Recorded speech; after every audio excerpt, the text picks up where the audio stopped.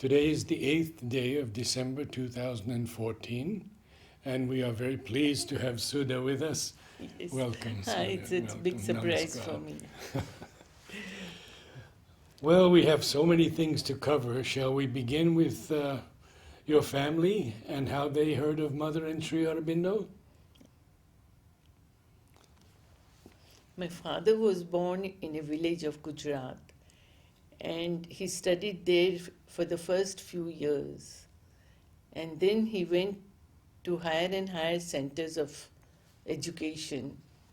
And when he was in class 12, he writes in one of his diaries, okay, in the classroom, as the national movement was at the full peak at that time, the classroom was covered with all the national leaders' photographs.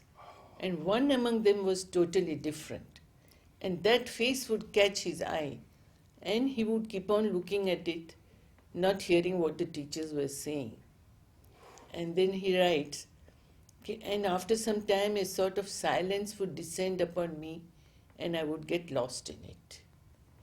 So that is the beginning of his contact with Sri Aurobindo, because that face was Sri Aurobindo's face. But he didn't know it at the time? No. I see. It was that, young age photo. Yeah.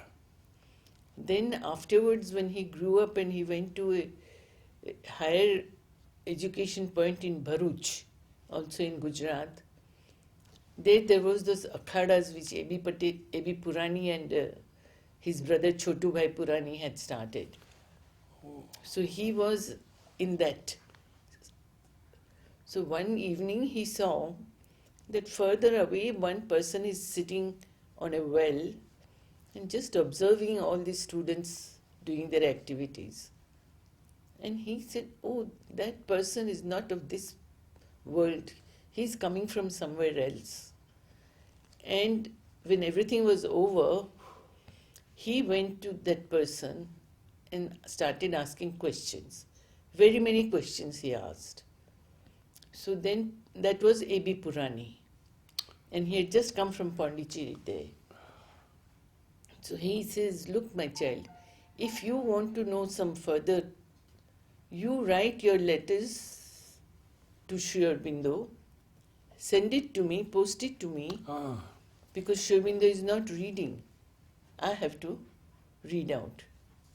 And whatever he answers, I will write back to you. What year was this, Sudha? I think 1935 or a little before that. Around that time. A little before that, yes. So in that way their correspondence continued, and then I was born and he had to earn some more money, and then with that more money coming in, he felt like coming to Pondicherry. So he asked Purani ji, I feel like coming. So Purani asked Sri Aurobindo, okay, he wants to come. Let him come for the darshan and stay as long as he can. So that was the beginning. And he started coming, staying a few days, going back. Then finally in 45, he came for the 21st darshan, mother's birthday. And then his birthday was coming on 22nd March. So he stayed on for that birthday. So when at that time there used to be regular pranams, everybody would go in the morning to the mother in our meditation hall. You see that big picture is there? So when he went to do, he did his pranams and then he put his open palms for her to put flowers and all. She held the two hands. And looking in his eyes, she says, Sri Aurobindo says, if Sundaram wants to stay on in the ashram, he can stay. So, I don't know what went on in him, but he took his flowers, mother blessed him, and he stayed on. After some days, he asks the mother, during the same pranam time, Mother, what about my child and wife? And then you see, mother would never give any decision by herself. So she tells Sundaram, I will ask Sri Aurobindo. So when she puts the question to Sri Aurobindo, Sri Aurobindo immediately counter questions, why does he think of them? So the next day, again, mother holds his hands and tells him, Sri Aurobindo asks, why does he think of them? You see, mother would repeat the exact sentences that Sri Aurobindo would speak. So my father stopped thinking about us. And then again, after some few days, Sri Aurobindo tells the mother, tell Sundaram to bring his child and wife here.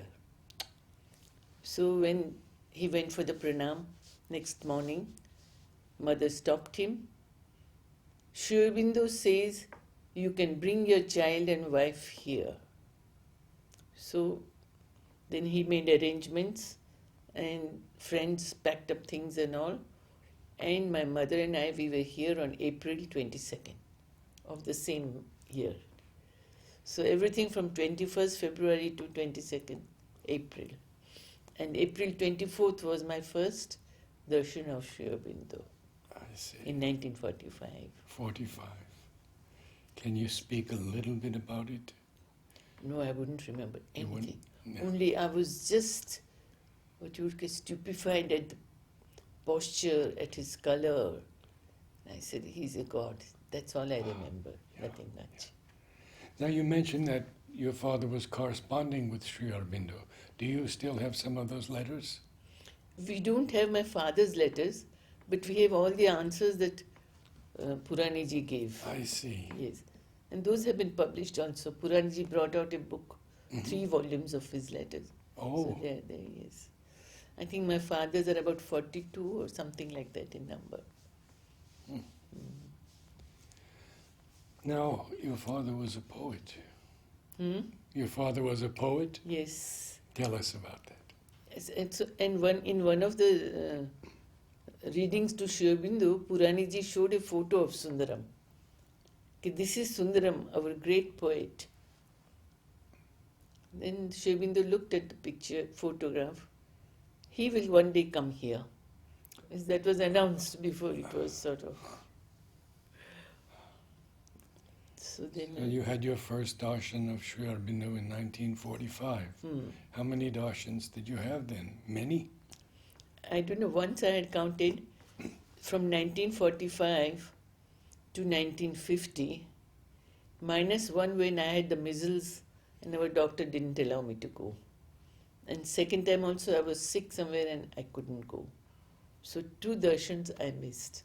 So you can calculate now how many Yeah. times. Yeah.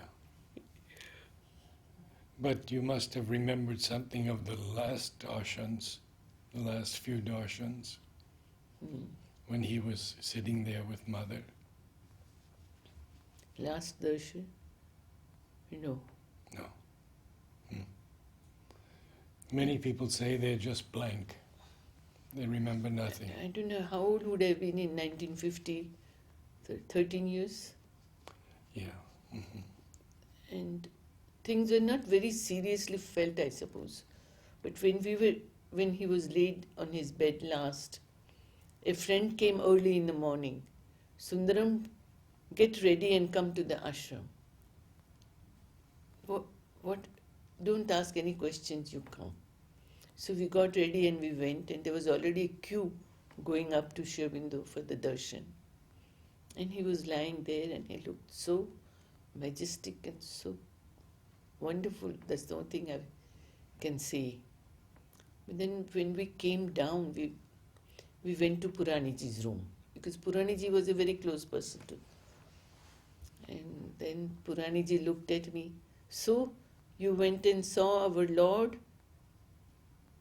Then I said, but he is a god. Why people are saying that he is dead? Gods cannot die. That was the child conception. And then Puraniji just, fondled my head and hugged me. He was a very loving person, Yes. very loving. So let's talk about the years then after that. Did you grow up in the ashram? Yes. Tell us about your education and your life in the ashram. I don't know much about that. It's as well for everyone as for me. But I have made a note on my paper. about the interesting things, not interesting, the valuable incidents or moments with the mother. Wonderful. Hmm? Yes, we'd be very grateful to hear. So see this coming to Pondicherry, Sri Aurobindo asking us to come to Pondicherry, that is my first one. No, actually it's the second one. The first one, when we were in Ahmedabad, we had a big house and a big garden all around. So my father used to do the gardening and I would come and play around. And then when in a certain season, the very top leaves, they are russet colored and shining, tiny ones, on a rose plant. I would pick them up, put them in an empty matchbox and tell Papaji, when we go to the ashram, I will give this to the mother. She will love this. They're so beautiful. He didn't say anything, he just let me play around him. So that was the first contact with mother. Rather, if you go back, I'm going backwards, no problem. When Sundaram was coming and going to Pondicherry and Ahmedabad, he told me, Mother, that we would like to meditate in my bungalow. Mother said yes. She gave him 2 photographs. And she said, Saturday, 6 p.m., I will be there. So that, you can say, was the first center. And there were 3 people coming. So in one small room, they would put, that Indian stool for dining, they have a flat. Put nice, clean, white cloth, put the photos, and they would just close the door and meditate. 3 of them at the beginning. And I would be playing around, and once in a while I would quietly open the door, get in, and sit in my father's lap. So that was my first meditation, maybe. I don't know. So that was that.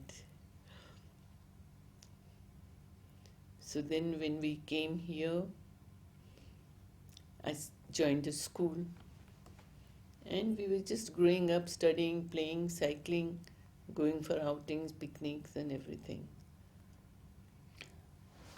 But we are told that everyone had full access to Mother many times a day. Yes, that was what I was going to say. But then every day was just a darshan. And a child, it need to go and meet her many times. There are no questions to ask, or at least I didn't have, But then one birthday of mine, our last pranams would be after she came back from the playground. She would open the staircase door and come there, and we would have been waiting on the staircase, and we would go up to her. So on one of my such birthdays, I was sitting in the landing and waiting for her to come and open the door. And suddenly I hear a loud, strong voice of mother's attendant. Lakshmi Bai was there. She's telling mother, you don't have to open the door, mother. There is no birthday today. And before I could feel anything, I hear mother saying, no, I have to go. Sudha is waiting. And in the next sentence, I hear the click of the door, and she's standing there, and I go to her, do my pranam. I stand with my 2 palms joined like that. She puts plenty of flowers, plenty of sweets, and then she keeps on caressing my face, my head, all the arms and everything. I still have that memory of that soft, smooth hands, fragrant hands. And then after plenty of caresses and all, she would put a parting kiss on the forehead. And then with that, she would go back and I would come down and go home. So why I find this interesting? Because her words, I must go, Sudha is waiting. It was at that time when I was a child still. But even now, wherever I am and something is disturbing me, something is not quite all right inside, I just sit and think of her and say, Mother, and she's there. I can feel her presence. So this little event, to many of my friends and visitors who come, they all want to know, tell us something about the mother. So this is one thing I share with them. And I tell them, if you also wait quietly, she will come to you. You just have to learn to wait. They're happy, You made some notes, I hope they're not so we going to can. catch this. Sure. So the leaves, how I came to Pondi, Sudha is okay. In 1971, in 70, Mother sent word to all the department heads, that there will be a special darshan of the Mother for them and one person from the department. That means 2 from each department. So from our department, Sri Aurobindo Karyalaya, my father was there and I was to go with him. Yes. So we all went, all the department heads were there, everyone sitting so quietly. It's a very solemn affair. Yes. And Champak Lalji came out and told us, everybody will just pass in front of the Mother. Nobody should touch her feet or her knees or her hands. On the tray on his side are sweets for everyone. You will pick up your one packet and move on. So that is what we all did. Yeah. What year? What month was this? January 1/1/71. 1/1/71. Yes. So we came out and then we went home. But in the whole day of mine, I was somewhere dazed and lost. And then I said, I have to write to Mother. So I wrote, and I always wrote in French, Oh. Yeah. So I said, Mother, yesterday when we came to you took me somewhere, I don't know where, but I cannot forget that land. I hope I can grow more and more into that land. Then Nalinida took my letter, gave it to Mother. Mother sent me a special rose. Then comes my birthday on 3rd April, same year. So on my birthday I went to her. She again caresses you and puts her lips on your forehead and all. And the way, whatever she puts in us through her eyes and all, I came home and I said, what love, how much love, what the kind of unique love. Nobody on earth can give me this. I must become worthy of this more and more. It must fill me up. So again I wrote a letter to the Mother. Yesterday when I came to you on my birthday, you have made me feel a kind of love which I have never felt up to now, and where I don't think I'll ever find it anywhere. Make me worthy of your love more and more. That's all. Again Nalinida took the letter upstairs. Then when I went next day, did she say something? Yes. He was very happy, all smiles. Yes, she will see you on every 3rd. I said, all right. Because that time I don't remember On whether the I was... 3rd of every month. Yes. So then, that was April. Then comes May. And I know 3rd is coming. But I don't know how many days in advance I don't want to go. I myself am surprised, why do I not want to go? I must go. She wants to see me, I must go. And again, no, I don't want to go. I'll not go. That inner tug of war continued. And finally I did go to her. But then when I came down, Narad, my whole body was aching like anything. And it was hot, too hot. Almost like a fever. And top to bottom aching. It took me about 3 days to for that fever and aches to move out. Then again, after May comes June, same struggle. I don't want to go. I want to go. I must go. I must go. Again I went. Same thing when I come down, the body is aching less and the head, everything is aching, but it's a little less intense. Can bear it. Then comes July, 3rd of July. When I come down, the ache is only up to here, up to the shoulders. Nowhere else. Only the top half. Then August, 3rd August, when I came down, it was up to the neck. But it was there. Hot and aching, aching. Then from September, I was totally normal. And I think after 1 or 2 months, I was really looking forward. I want to go. Why are there not 2/3 in every month? Something like that. But then it continued till 73. Till 73. 1973. Oh my gosh. In March 3rd, I went to her. Then that time she had more or less stopped seeing people. Then my father's birthday, March 22nd, we both used to go always together. On my birthday, on his birthday also. So Champak Lalji said, let us know. She may ask you to come in or she will send you flowers, but you come and wait. So we were sitting in their mother's room, middle floor. And then Champak Lalji came down with a big card for my father, roses and flowers and all. She said, Mother has sent this for you, but she will not see you. So that was the March 3rd was our last visit to Mother, both of us together. But 73. 73. That's incredible.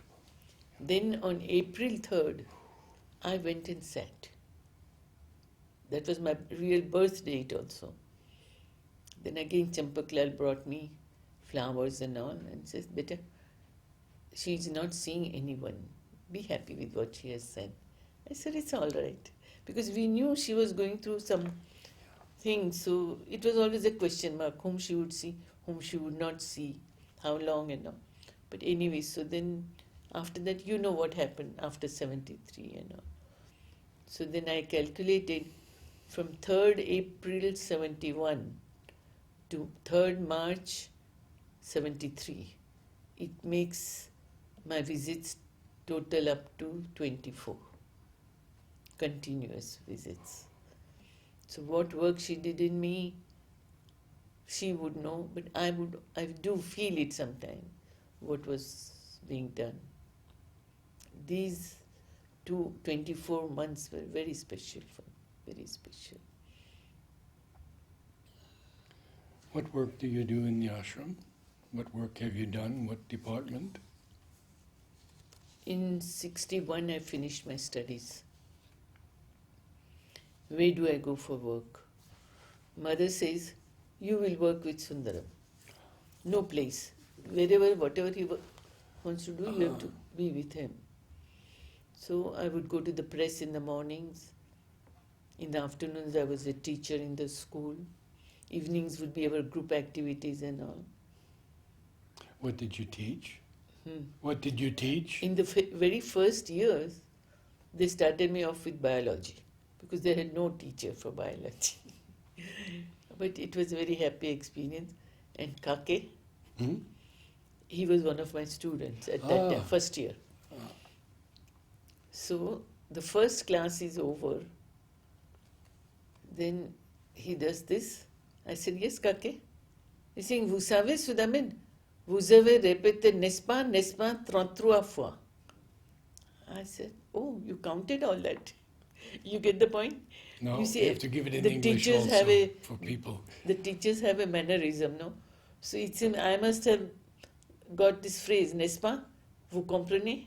Because our medium was French. So we would speak in French. So after every 2-3 sentences, I would say, n'est-ce pas? N'est-ce pas? So this young child, he must have been counting. And at the end of the class, he says, you have counted You have spoken this 33 times or some figure he gave. And Tara told us so many stories about Kaki Yes. and how he Mother. would run up to Mother. Yes. If he had a bruise, he would show Mother his knee. Yes. I would like to also ask you about the elder disciples and your contacts with them. Nolini, Pavitra, Amrita, and so forth. Madhav Pandit. You see, my father came to the ashram via Puraniji, sort of. Right? So he was more or less working with Puraniji, meeting together and thinking together. But mother had given him work in the dining room. You know, Ravindraji used to take a cart of tiffins. Mm-hmm. That was his first work. Oh. And he was very sensitive to heat. So walking in the sun and in spite of the chappals, his feet would become very hot. Then when you have to open some sadhak's door, that knob would be very hot because the sun has been shining on it.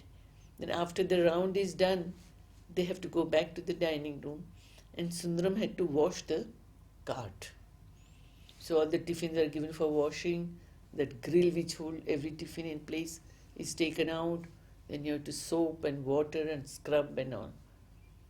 And then one day, while he was scrubbing, he said,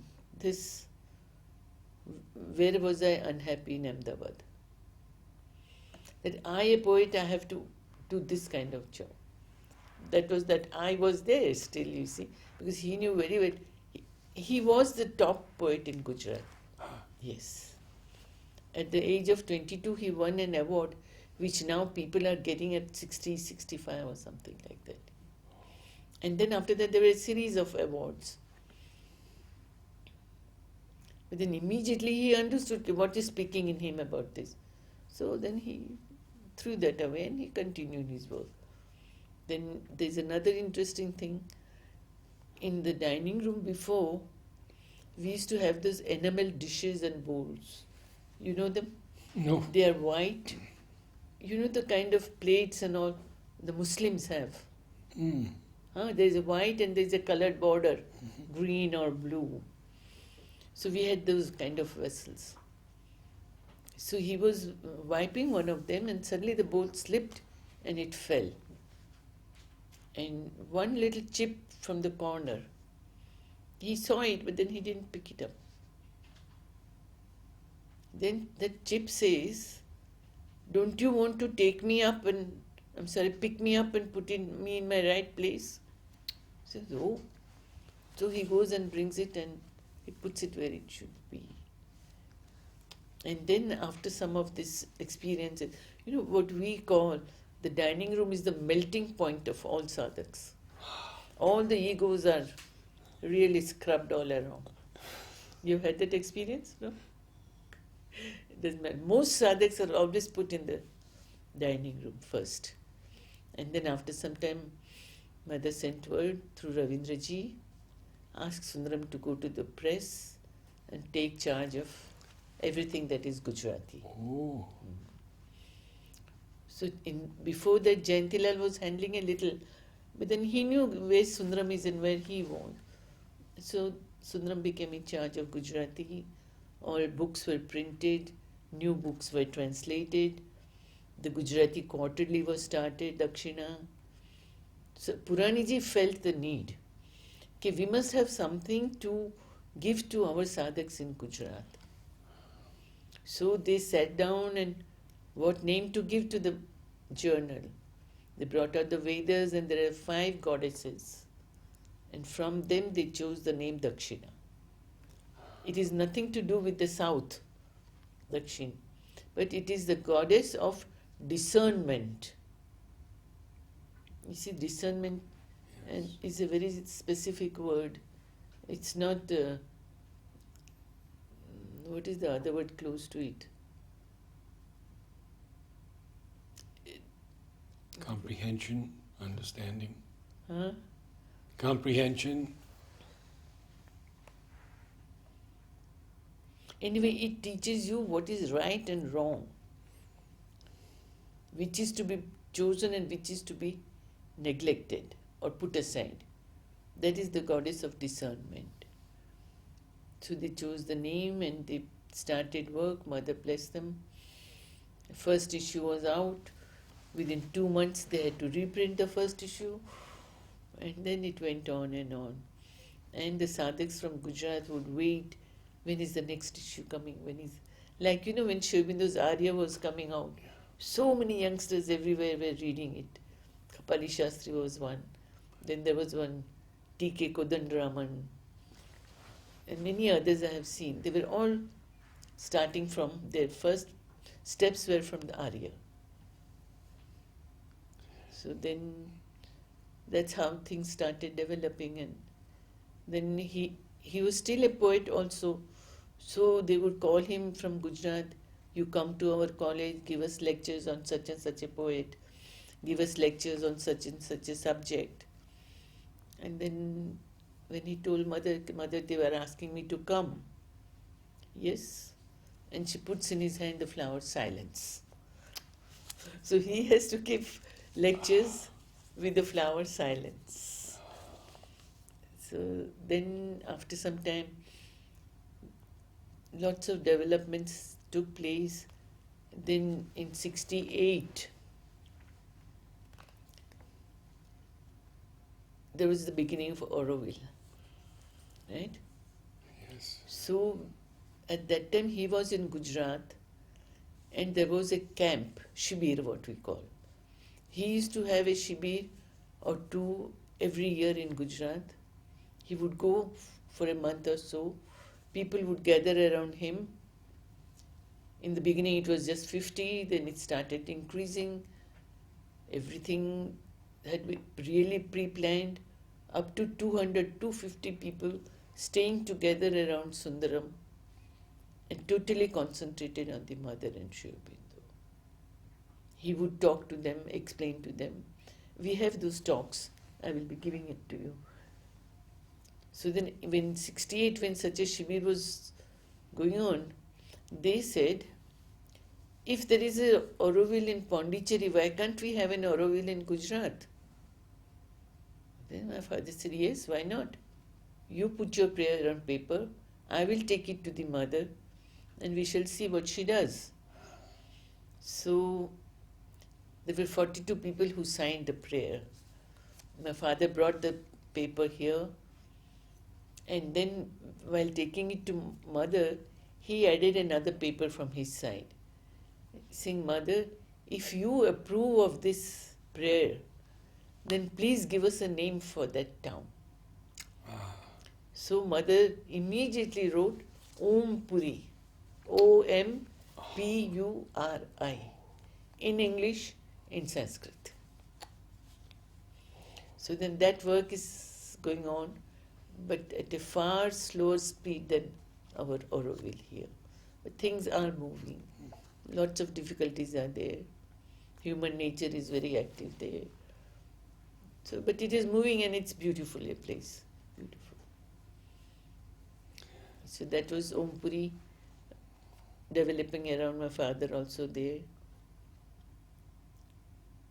And then because he used to go and spend so much time there, when he came back here, the issue would be late because there was nobody who could translate.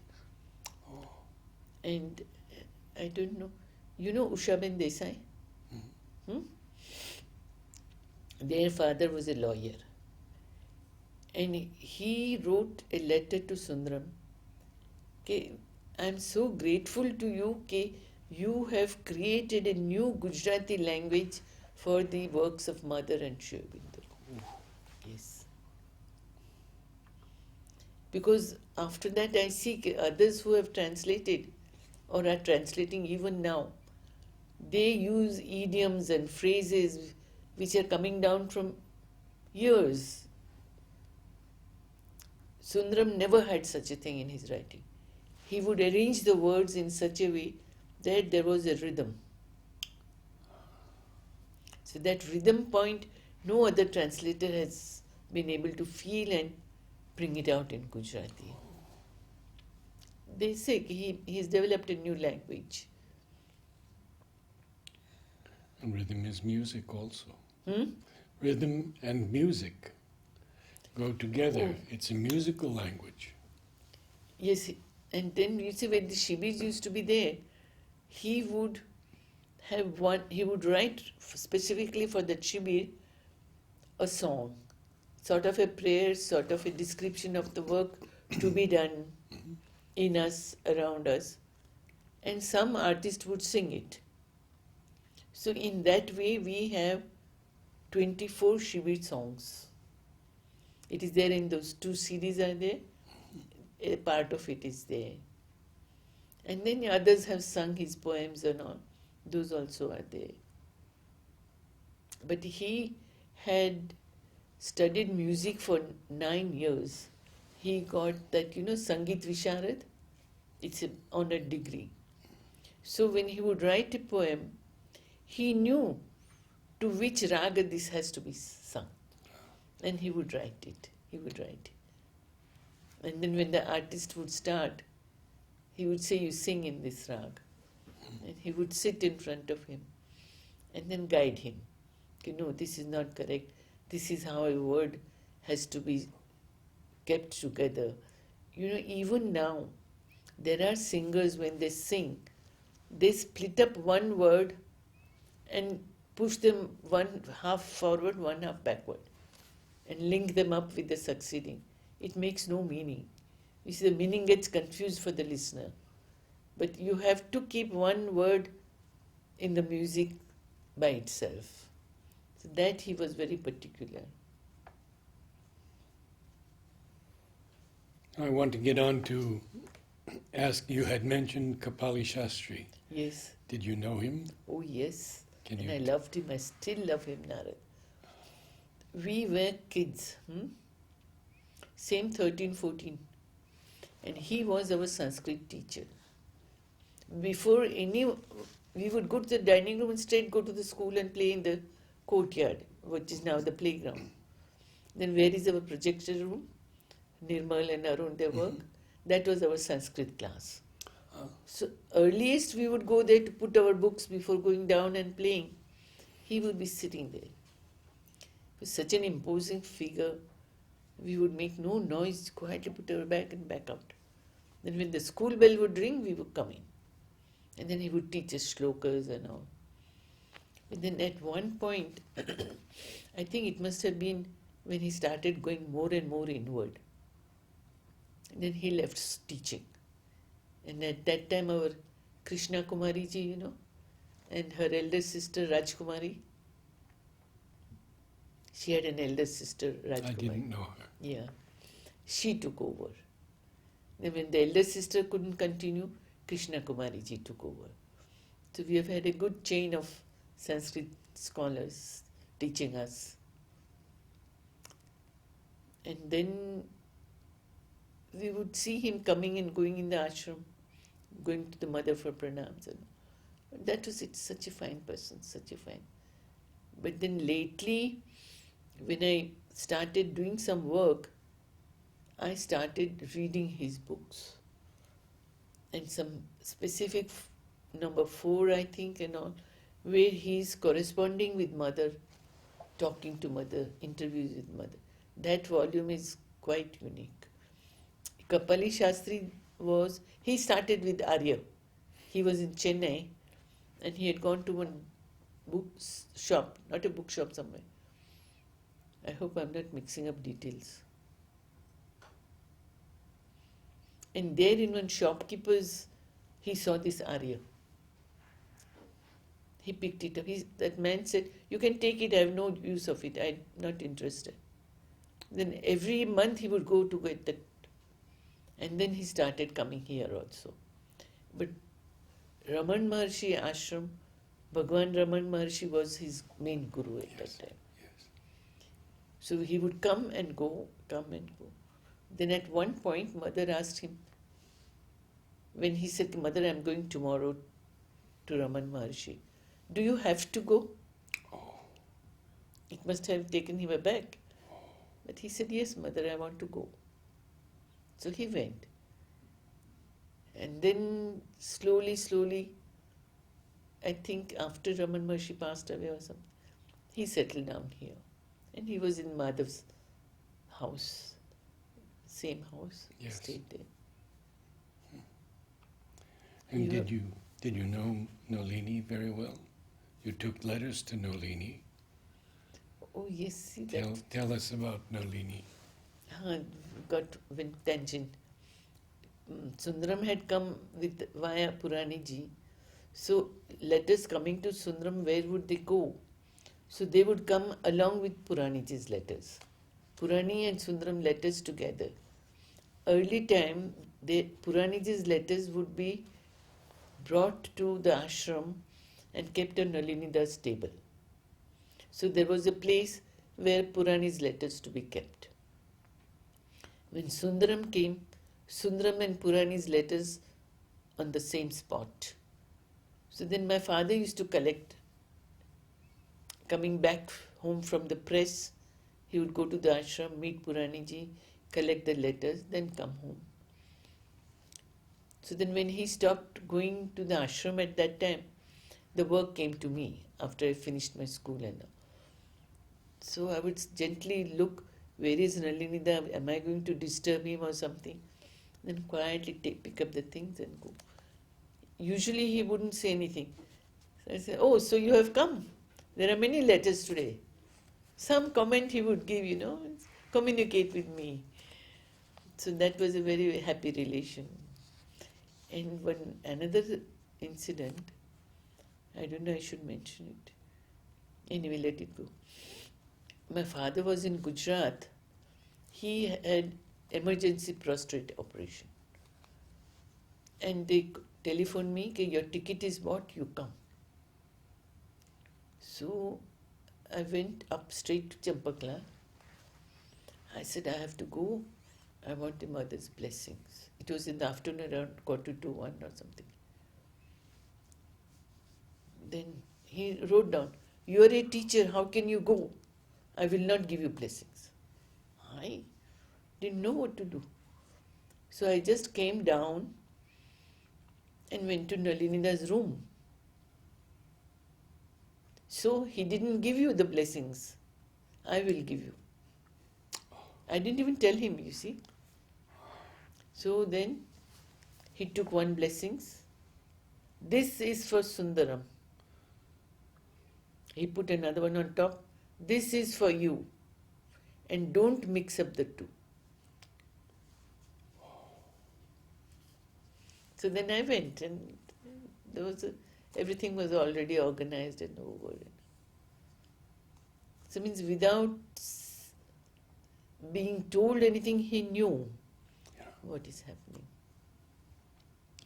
Let's take a break for a few minutes If you want. and then we'll continue.